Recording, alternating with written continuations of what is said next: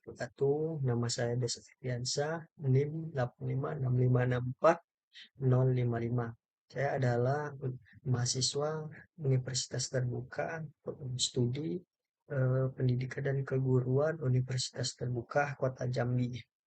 Di sini saya akan mempresentasikan hasil analisis kasus pada Pak Suparmin untuk memenuhi tugas 3 mata kuliah tugas akhir program. Baiklah, di sini saya akan mempresentasikan dan mengidentifikasi masalah penting pada kasus tersebut. Dalam kehidupan sehari-hari, anak-anak yang bersekolah di tempat tersebut banyak menggunakan bahasa daerah dalam pergaulan di lingkungan mereka dan juga waktu mereka ada di sekolah. Bahasa Indonesia sebagai bahasa nasional masih jarang digunakan.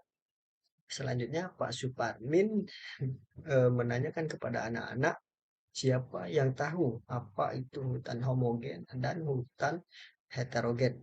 Anak-anak terdiam, tidak ada yang menjawab. Sebagian dari mereka ada yang menjawab dalam bahasa daerah, tetapi jawaban tersebut diajukan kepada temannya, bukan kepada guru.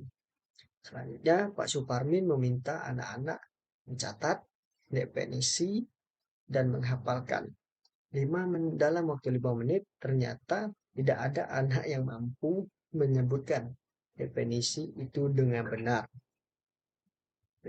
Yang selanjutnya, apa penyebab masalah dalam kasus tersebut?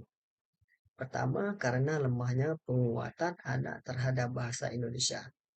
Selanjutnya, siswa tidak terlibat secara aktif dalam penemuan informasi, sehingga siswa mengalami kesulitan dalam memahami informasi yang baru. Selanjutnya, dalam proses pembelajaran, guru kurang memperhatikan aspek perkembangan kognitif siswa.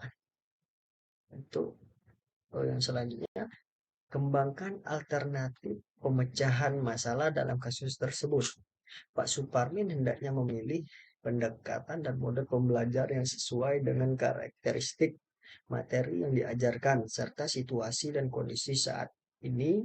Untuk kasus ini pendekatan yang paling cocok adalah pendekatan lingkungan, karena situasi bisa terjadi kondusif untuk dijadikan sumber dan alat bantu belajar. Selanjutnya, Pak Suparmin dalam pembelajaran hendaknya selalu menggunakan bahasa Indonesia agar anak terbiasa mendengar dan membuat aturan dalam proses pembelajaran. Pak Suparmin harus mampu menciptakan situasi belajar yang dapat mendorong berkembangnya kemampuan berbahasa mereka.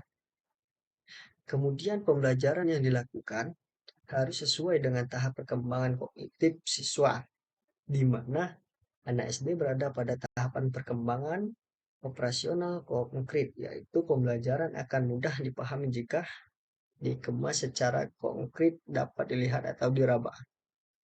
Oke, selanjutnya analisis kekuatan dalam setiap alternatif. Pertama, dapat menarik dan memusatkan perhatian siswa. Selanjutnya, merangsang untuk melatih dan mengembangkan daya pikir mereka.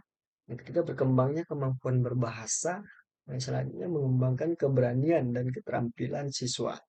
Analisis kelemahan dan setiap alternatif menuntut kesabaran dan ketekunan, membutuhkan waktu yang lama, dan memerlukan keterampilan guru secara khusus.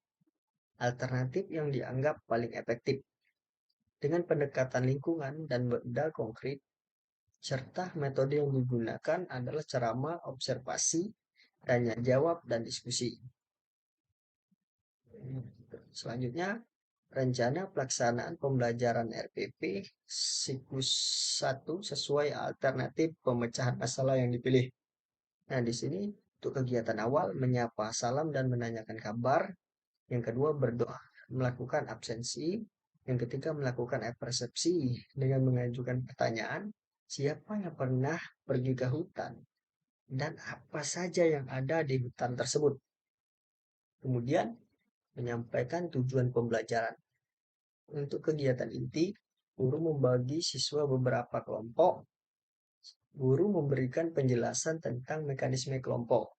Selanjutnya, guru membimbing menuju lokasi sambil bernyanyi, naik-naik puncak gunung dan lihat kebun. Masing-masing kelompok mengamati kedua jenis hutan. Guru memperkenalkan istilah homogen dan heterogen. Dalam kelompoknya, siswa diminta menyampaikan hasil pengamatannya. Siswa lain diberikan kesempatan untuk menyanggah ataupun bertanya. Kemudian untuk yang selanjutnya, yaitu kegiatan akhir, eh, yang pertama melalui tanya jawab, guru mengajak siswa merangkum jenis dan manfaat hutan bagi kehidupan. Selanjutnya, guru memberikan latihan tertulis, siswa menjawab di buku latihan. Selanjutnya, siswa mengumpulkan tugas yang diberikan guru, kemudian guru melakukan umpan balik dalam tindak lanjut. Dan setelah itu, guru membuat kesimpulan pelajaran pada hari itu. Dan yang terakhir, berdoa serta mengucapkan salam. Nah, itulah tadi hasil presentasi saya dalam kasus pemecahan masalah yang dialami oleh Pak Suparmin.